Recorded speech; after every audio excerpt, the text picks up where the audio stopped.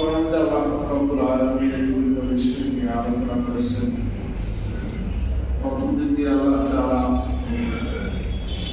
বলতেছেন সূরাতুল কাহফের শেষ দিকে, নিশ্চয়ই যারা ঈমান আনবে, ইন্নাল্লাযীনা আমানু ওয়া আমিলুস সালিহাত, ঈমান আনার পরে ওয়া আমিলুস সালিহাত নেক আমল করে, গুনাহ থেকে বাঁচা এবং বেশি বেশি আল্লাহর হুকুম মানা, এটাকে বলে কি নেক আমল। নামাজ পড়তেছি, রোজা রাখতেছি, হজ করতেছি, যাকাত দিতেছি, কিন্তু গুনাহ থেকে বাঁচতেছি না, তাহলে কি একদিকটা নেক আমল হচ্ছে, আরেকদিকে কি নেক আমল দেখতেছে, কারণ গুনার কারণে কি হয়ে যায়, নষ্ট। এই জন্য অনেক গুরুত্বপূর্ণ নেক আমল হলো গুনাহ ছাড়া। গুনাহ ছেড়ে দেওয়া একটা হলো কি অনেক বড় গুরুত্বপূর্ণ নেক আমল।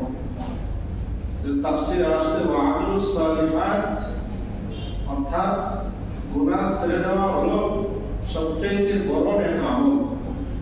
যে ব্যক্তি গুনাহ ছাড়তে পারবে সেই আল্লাহ তাআলাকে পাবে এবং সঠিক রাস্তার উপর থাকতে পারবে। আর যে গুনাহ ছাড়তে পারবে না, সে যতই নেক আমল করুক, এই গুনাহ না ছাড়ার কারণে, গুনার কারণে তার জাহান্নামে যেতে হবে, আল্লাহ যদি মাফ না করে।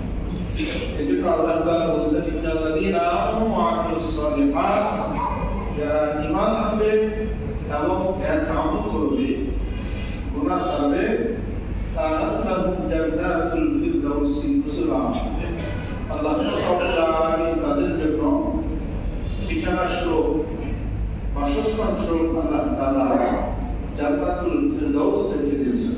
সুবহানাল্লাহ।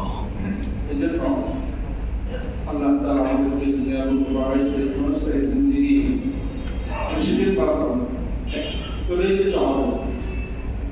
যতদিন আসি আল্লাহ তাআলা হায়াত দিয়েছেন, এই হায়াতটা কাজে লাগাই গুনাহ থেকে বেঁচে নেক আমল আমরা বেশি বেশি করব।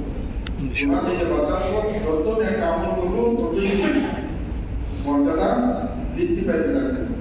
আমি যদি গুনাহ করি আবার নেক আমল করি, তাহলে কি বরাবর হয়ে যাবে, বরাবর হয়ে যাবে। এই জন্য গুনাহ ছাড়ার জন্য বেশি বেশি চেষ্টা করব। আরেক আয়াতের মধ্যে আল্লাহ তাআলা বলতেছেন, আমরা সকলেই চাই দুনিয়াতে শান্তি, আখিরাতেও কি শান্তি, তাই না? সবাই চাই, কিন্তু দুনিয়া এবং আখিরাতের শান্তি আল্লাহ তাআলা রেখে দিয়েছেন কোথায়? আল্লাহ তাআলা দুনিয়া এবং আখিরাতের শান্তি রেখে দিয়েছেন কোরআন এবং হাদিস মানার মধ্যে। আল্লাহ তাআলা বলতেছেন, ওয়া মান আ'রাদা আন যিকরি ফাইন্না লাহু মাঈশাতান দানকা, যারা আমার এই কোরআন থেকে বিমুখ হয়ে থাকবে, কোরআন মানবে না, কোরআন হুকুম মতো চলবে না, ফাইন্না লাহু মাঈশাতান দানকা, তারা দুনিয়ার মধ্যে খুব সংকীর্ণময় জীবন যাপন করবে, ভয়ঙ্কর জীবন যাপন করবে, তাদের জীবনের শান্তি হবে না, তাদের জীবনে কি হবে না, শান্তি হবে না। এই জন্য কোরআন আমাদের আল্লাহ তাআলা দিয়েছেন হেদায়েতের জন্য, কোরআন আমাদের মানতে হবে সর্বক্ষেত্রে। আমরা নামাজ পড়তে আসি, আমাদের মনের মধ্যে কুতকুতানি থাকে, তার ভালো জুতা আছে, নতুন জুতা, জুতাটা ভেঙে দেবে, চুরি নিয়ে যাবে, তাই না?